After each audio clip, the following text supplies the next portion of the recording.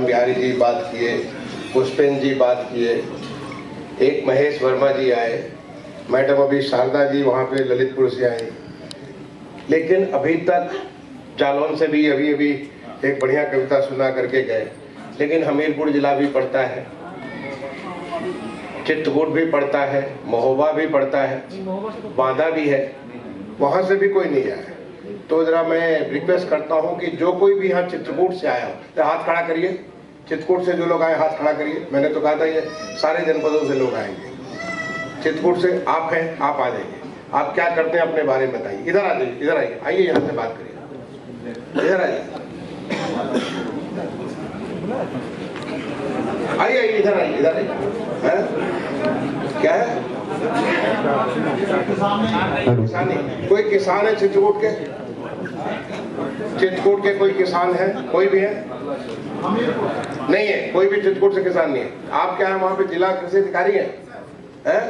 आप क्यों नहीं किसान लेकर के आए? मैंने तो ये आदेश किया था कि हर जिले से किसान आएंगे, तो चित्रकूट से किसान क्यों नहीं लेकर के आए?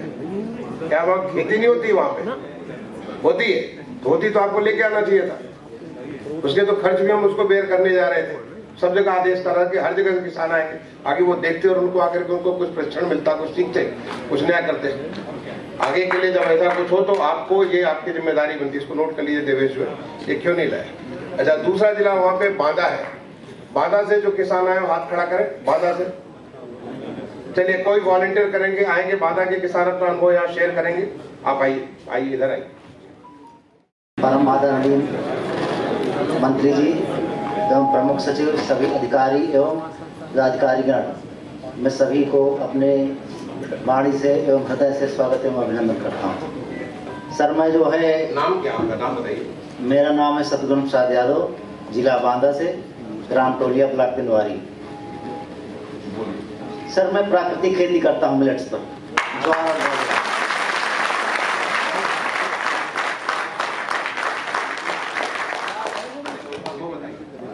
सर, जो है ये हमारी जो खेती हमारे पूर्व से होती चली आ रही है, उसी को मैं बढ़ावा दे रहा हूँ। मैं इसमें ज्वार में, बाजरा में, सावा, कोदो, तो ज्वार बाजरा हमारे यहाँ ज़्यादा होता है, तो उसमें सर प्रोसेसिंग भी है। ज्वार का आटा है, ज्वार का दलिया है, बाजरे का आटा है, बाजरे की दलिया है। मैं जो है बेचता हूँ इसको अपने घर में बना के। आपके घर में कौन कौन है? आप क्या नाम बताया आपने? मैं सतगुरु प्रसाद यादव। आपकी पत्नी है और भी कोई इस काम में लगे हुए? नहीं, मैं हूँ सर। जो है मेरे 2 बच्चे हैं, मेरी पत्नी है, मेरी माँ है। तो आप लोग कितना पैदा करते हैं, कितना कमा लेते हैं? सर, मेरे पास जो है 20-25 बीघा खेती है, तो इसमें जो खरीफ की फसल होती है उसमें ज्वार बाजरा करता हूँ। तो उसमें पूरी खेती हमारे यहाँ सिंह में जो ज़मीन है बराबर नहीं, थोड़ा ऊंची नीची है, तो जल निकास की जो है व्यवस्था अच्छी है, भैया ज्वार बाजरा अच्छा हो जाता है। तो इसके चलिए, अब मैं रिक्वेस्ट करूंगा महोबा जनपद से अगर कोई आए हो, महोबा से तो मैं वर्मा जी, ठीक है। महोबा के बाद हमीरपुर से कोई अगर यहाँ पे आए हो तो हमीरपुर से आए हो अपना हाथ खड़ा करेंगे। जो भी किसान आए हो हमीरपुर के किसान हाथ खड़ा करेंगे। कोई नहीं है तो यहाँ पे इसको ऑर्गेनाइज करने वाले आपके जॉइंट डायरेक्टर एग्रीकल्चर रहे होंगे देवेश। आपके जॉइंट डायरेक्टर एग्रीकल्चर का है, उनको भी इनको भी पनिश करिए। अब ये तो ये आयोजन ठीक से नहीं किया इन्होंने। ये जिस मकसद से मैंने रखा था उस मकसद को पूरा नहीं हुआ। आपने बुलाया नहीं था हमीरपुर से किसानों को? क्यों नहीं पहुंचे यहाँ पे किसान? या तो आपका प्रभाव नहीं है, आप काम नहीं करते हैं, आप किसी को काम नहीं करना चाहते। क्या नाम हुआ आपका? राजीव झा। इन्हें भी दंडित करिए, इन्हें भी जो वो करिए, ठीक नहीं है। तो यहाँ पे चित्रकूट से नहीं आए हैं, यहाँ पे हमीरपुर से। जालौन से कितने किसान हैं? हाथ खड़ा करिए। चित्रकूट से हैं? अभी बोलने के बाद अब आप आ गए। क्या है आप? किसान हैं? क्या है आप? एसडीओ नहीं, मैं किसान को मैं बात। चलिए, हमारे माननीय कृषि मंत्री जी,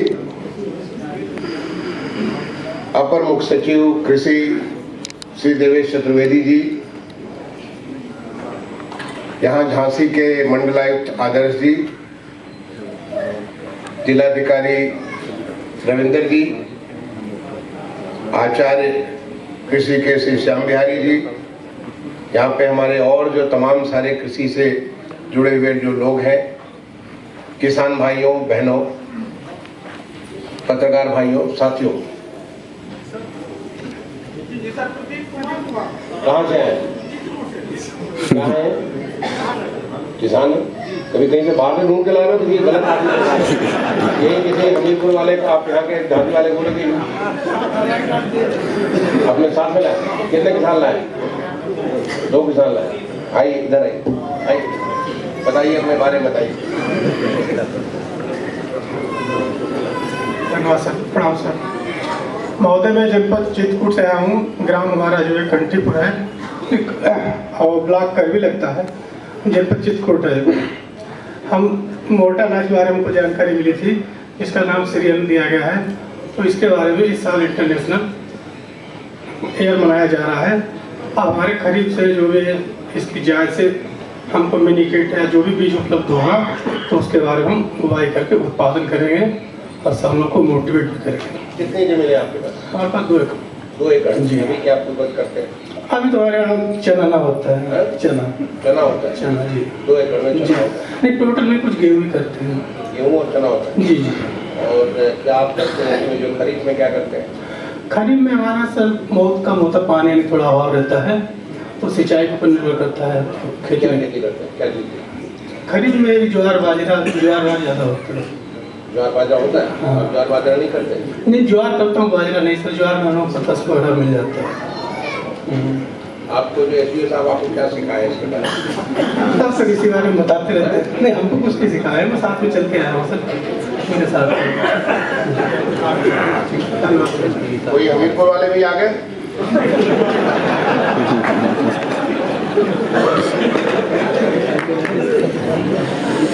हमीरपुर वाले नहीं। तो सबसे पहले तो मैं आप सारे लोगों को, अभी रामनवमी थी 2-4 दिन पहले, रामनवमी की भी शुभकामनाएं देता हूँ। नवरात्र थी, उसकी शुभकामनाएं देता हूँ। और ये हमारा 2023-24 का जो वर्ष प्रारंभ हुआ है, आज दूसरा दिन है 2023-24 के वर्ष का। इस नए वर्ष की भी शुभकामनाएं देता हूँ।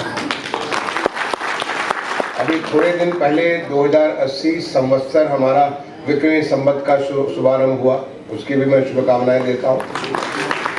और इसीलिए मैंने निवेदन किया था अपने माननीय कृषि मंत्री जी से कि हम लोग इस साल का शुभारंभ बुंदेलखंड से करेंगे। और मैं धन्यवाद देना चाहूँगा कृषि मंत्री जी को कि उन्होंने सहर्ष इसको स्वीकार किया। साल का दूसरा दिन आज है और आपको मालूम है आज इतवार का दिन है, छुट्टी का दिन है। छुट्टी के बावजूद भी आज आप यहाँ उपस्थित हुए ताकि बुंदेलखंड में कृषि को लेकर के, पशुपालन को लेकर के, औद्यानिक फसलों के बारे में लेकर के और मिलेट्स को लेकर के हम एक ऐसी किसान संगोष्ठी करेंगे। मैं देख रहा हूँ कि अभी जो अपेक्षा थी, जो हमने आशा की थी कि हमारे यहाँ पे बड़ी संख्या में किसान उपस्थित होंगे और एक वैरायटी पूरे के पूरे सारे जनपदों को, हमारा उद्देश्य था कि ये 7 हमारे जनपद जो बुंदेलखंड के भी हैं और 2 हमारे जनपद जो बिंद के हैं, सोनभद्र और मिर्जापुर, यानी 9 जनपदों के लोग यहाँ पे एकत्रित होंगे और उनके साथ इन विषयों पे हम साझा करेंगे। तो मैं देवेश जी से कहूँगा कि ये अभी काम पूरा हुआ नहीं। कम से कम जैसे होता है कई बार आप खाना खाइए और खाना खाने के बाद लगता है कि पेट तो भर गया लेकिन संतुष्टि नहीं हुई। तो ये काम तो हो गया लेकिन संतुष्टि नहीं हुई। तो मैं कहूँगा देवेश जी से फिर से निवेदन करूँगा, इसको दोबारा एक बार फिर से झांसी में जो कि बांदा में जो दूसरा हमारा जो चित्रकूट इसका है, बांदा में एक और संगोष्ठी करें और बड़ी संगोष्ठी करें जिसमें हर जनपद से, मैंने जब शुरू में कहा था गया था कि हर जनपद से कम 10 से 12 किसान आने चाहिए, वो प्रतिनिधि किसान होने चाहिए, ऐसे किसान जिनमें उत्साह हो, ऐसे किसान जो कि कुछ नया करना चाहते हैं, कुछ नई चीज हासिल करना चाहते हैं। क्योंकि आज किसानों में जिस प्रकार का उत्साह है, हमारे प्रदेश में माननीय मुख्यमंत्री जी ने जिस प्रकार से एक आमूल चूल बहुत किस्म के ऐसे प्रयोग किए हमारे प्रदेश में किए, या देश में हमारे माननीय प्रधानमंत्री जी इतनी प्रकार की चीजों में परिवर्तन की इतनी सारी नई नई चीजें लाई है जिससे किसान हमारा खुशहाल हो। बावली बनाते थे, लेकिन उससे भी वो समस्या का निदान नहीं हुआ। तो जल संरक्षण के ऊपर कैसे हम एक प्रभावी तरीके से जल को संरक्षित कर सके, हर खेत में हम तालाब बना सके, हम मेड़बंदी कर सके, हम इस प्रकार का ऐसे कर सके कि जिससे जो पानी हमारा बह करके यहाँ से बुंदेलखंड का पानी समुद्र में चला जा रहा है, वो बुंदेलखंड का पानी बुंदेलखंड में रहे और यहाँ की जमीन की एक तो हमारी जो जल का स्तर है उसको ऊपर करें, और जल का स्तर भी ऊपर करने के साथ ही साथ हमारी जो पानी रिटेंशन की कैपेसिटी वो बनी रहे, उसके बारे में आपने बड़ा अच्छा काम किया। और उस काम को करने के लिए अगर आप, मैं कहूंगा कि जैसे आप जरूरी गए होंगे, क्योंकि झांसी वाले तो गए होंगे, और भी लोग ऐसे जो हमारे किसान हैं जहां पे उन्होंने पानी संरक्षण का काम किया, और साथ ही साथ गो आधारित खेती, ये हमारे देश की तो यही खेती पहले हुआ करती थी, और ऐसी खेती थी जिससे कि हमारे यहाँ तो देवी देवता पैदा होते थे। लेकिन हमने वो बीच में कुछ रासायनिक खेती का एक नया प्रचलन चालू किया, और उसके नाते हम भी कमजोर हुए और हमारा खेत भी कमजोर हो गया। अब हमको तो दिख जाता है कि हम कमजोर हो गए, तो हमारे कमजोर होने पे हमें किस्म किस्म की बीमारी लगने लग जाती है। आप भी कुछ नाम बताए, लोगों ने कहा कि कैंसर हो जाता है, तो ये हो जाता है, मतलब इतनी किस्म की बीमारियां आ गई। वो बीमारियों के पीछे हमारी जो रासायनिक खेती का एक बहुत बड़ा योगदान है, बहुत बड़ा योगदान है। दूसरा जो बीमार पड़ा, हमारा खेत बीमार पड़ गया। जो खेत की जो उर्वरक शक्ति थी, वो शक्ति कमजोर हो गई, वो उसमें कमजोरी आ गई। तो उसको कैसे हम रिस्टोर करें, उसको, उसके खेत की उस ताकत को, जैसे हम कुछ पौष्टिक आहार लेकर के अपने को सुधार कर लेते हैं कि अगर हमें कुछ दिक्कतें हैं तो हम कुछ पौष्टिक आहार लेकर के अपने को सुधार कर लेते हैं, कुछ हम अपने व्यवहार को सुधार करके, अपने जो काम करने के तरीके का व्यवहार करके, कुछ व्यायाम करके, कुछ ऐसी इस तरह की चीजों को करके हम अपने स्वास्थ्य को सुधार कर लेते हैं। ऐसे क्या हम अपने खेत के भी स्वास्थ्य को सुधार कर सकते हैं? उसके लिए जो प्राकृतिक खेती एक नए वरदान के रूप में निकल कर आएंगे। और ये वैसे ही है जैसे कहते हैं कि दिन का भूला अगर शाम को वापस आ जाए तो उसको भूला नहीं कहते हैं। ये हम भूल गए थे कि हमारा तो वही खेती का असली ताकत तो वही था। हम कुछ ऐसे प्रलोभन में आ गए थे कि चलो एक ऐसी कुछ चीजें आ गई, ऐसे वैरायटी आ गई जिससे हमारी उपज बहुत बढ़ गई। बट अल्टीमेटली हमारी जो सभ्यता है, हमारी हमारी जो मानव सभ्यता, हम तो बढ़ते चले जा रहे हैं। आप देखें कि आबादी भी बढ़ रही है, लोग भी बढ़ रहे हैं, उनके लिए सारी व्यवस्था करनी है। और वो व्यवस्था करने के लिए हमारा खेत ही उसर हो जाएगा। अगर खेत में उपज कितना आप पैदा कर सकते हैं, कब तक पैदा करेंगे? तुलसी का बीज नहीं खरीदते, तुलसी का बीज भी खरीदते हैं, जड़ भी खरीदते हैं, डंठल भी खरीदते हैं, पूरा समूल तुलसी खरीद लेते हैं। तो आपका जो तुलसी बोया आपने, और तुलसी को उसको पालने के लिए बहुत ज्यादा मेहनत की जरूरत नहीं है। जहां और कुछ नहीं हो सकता वहां तुलसी हो जाती है। इसी प्रकार से यहाँ पे आपने पीछे स्ट्रॉबेरी की खेती हुई थी, अभी अनार की खेती के बारे में बात की। कल मैं शाम को बात कर रहा था, मंडलायुक्त साहब के घर पे बात कर रहा था। यहाँ पे खजूर की खेती हो सकती है, यहाँ पे सिट्रस फलों की बहुत सारी खेती हो सकती है। यानी किसान के विविधीकरण, हर एक जो जमीन आपका बेकार खाली पड़ा हुआ जमीन है, और ऐसा जमीन हमारे पास बहुत पड़ा हुआ, चाहे जालौन हो, चाहे हमीरपुर हो, महोबा हो, हर जगह पूरा बुंदेलखंड में इतना सारा जगह है कि आप जगह को बेर की खेती, ये मोटा अनाज आप कह सकते हैं, उसको पहले कहते थे मोटा अनाज कहते थे, आज तो वो श्री अन्न, श्री तो आप जानते हैं, श्री जो हम उसको कहते हैं, हम श्री कहते हैं, माता लक्ष्मी को श्री कहते हैं। यानी श्री अन्न माता लक्ष्मी का अन्न है, वो श्री अन्न है। और बिल्कुल सही श्री अन्न जो उसका नाम, जो उसको जो संज्ञा दिया गया श्री अन्न का, ये बिल्कुल सही संज्ञा दिया गया। श्री अन्न से आपको समृद्धि भी हो सकती है, आपको स्वास्थ्य भी हो सकती है। जब दीपावली का जब पूजन करते हैं तो उसमें माँ लक्ष्मी और गणेश की पूजा करते हैं, ताकि आपको स्वास्थ्य भी मिले, आपको संपदा भी मिले, आपकी समृद्धि भी हो। तो ऐसा श्री अन्न जिसमें सब कुछ है जो आपको चाहिए और जो नहीं चाहिए वो नहीं है, लेकिन उसको केवल प्रोसेस कर देगा, वो 200-250 रुपए किलो हो जाते हैं। और प्रोसेस करने में जो खर्चा उसका आएगा 10-20 रुपए का खर्चा आएगा, यानी खर्चा 50 रुपया, फायदा 200 रुपये। और मान लो कि कल को अगर रेट घट भी जाता है तो 200 से 150 घटेगा, तो उसका जो बचत जो होगी 100-150 रुपये हर किलो का बचत होगी। ये हमारे किसान को ये समझने की बात है कि हम न केवल पैदावार करें बल्कि हम प्रोसेसिंग भी करें, और प्रोसेसिंग तब करेंगे जब हम एक समूह में काम करेंगे। इसलिए इस बार जो माननीय प्रधानमंत्री जी ने जो एक ये हमारी श्री अन्न के बारे में एक विशेष योजना चालू की, श्री अन्न की एक जो हम इसका शुरुआत कैसे करते हैं कि श्री अन्न को कैसे हम लोग अपने भोजन में लाएं, श्री अन्न से क्या क्या किस्म का भोजन बना सकते हैं। अभी आपके यहाँ मैं जब गया था, हमारे श्याम बिहारी जी भी नजर नहीं, श्याम बिहारी जी का कहता, तो वहां पे उसका किसी ने उसका जो ठेकुआ कहते हैं, एक पुआ बोलते हैं, ठेकुआ बोलते हैं। हमारे पूर्व में, मैं पूर्वांचल का हूँ, वहाँ ठेकुआ बोलते हैं, यहाँ पे पुआ बोलते हैं या गुलगुला बोलते हैं, जो भी नाम चाहे जो भी ले या उधर बीमारियां तो उससे हमको बचाएगा। तो श्री अन्न जो है, और इससे जो सबसे बड़ा चीज हम बुंदेलखंड में क्यों बातें कर रहे हैं कि बुंदेलखंड इसका नेचुरल हैबिटेट है। जैसे कहते हैं ना, नेचुरल हैबिटेट, जहाँ पे नेचुरली जो प्राकृतिक रूप से जहाँ पे सबसे काम होता था। आज भी मैं 1987-88 में मैं चित्रकूट में एडीएम था। मैं अभी भी मैं कोदो और सामा का जो मैं पालन वो करता हूँ, और मैं जहां भी रहा हमेशा चित्रकूट से ही मैं मंगाया करता था कि उसका जो है, मैं चाहे दिल्ली में रहा हूँ चाहे लखनऊ में रहा हूँ, चित्रकूट से मंगाता रहा हूँ। आज इतने साल 87-88 के बाद मैं चित्रकूट से मंगाता हूँ, क्योंकि मैं लोगों को जानता हूँ, वहां से हमारे पास आ जाता है। तो ये तो एक नेचुरल हैबिटेट है इसके लिए श्री अन्न के, और ये एक नया अवसर क्रिएट कर रहा है। उस नए अवसर का लाभ अगर आप लोग लेंगे तो हमारे किसान की समृद्धि भी होगी, यहाँ के लोग भी। ये तो चंदेलों बुंदेलों की वीरों की भूमि है। आपका बुंदेलखंड जो है, ये तो आला अरुदल की यहाँ पे, जिसके हर जो आपकी जो आवाज होती है उसके स्पंदन लोगों को बिल्कुल झकझोर देता है। उसकी आपकी जो एक ताकत है उस ताकत को उभार देता है। ये उन लोगों की भूमि है।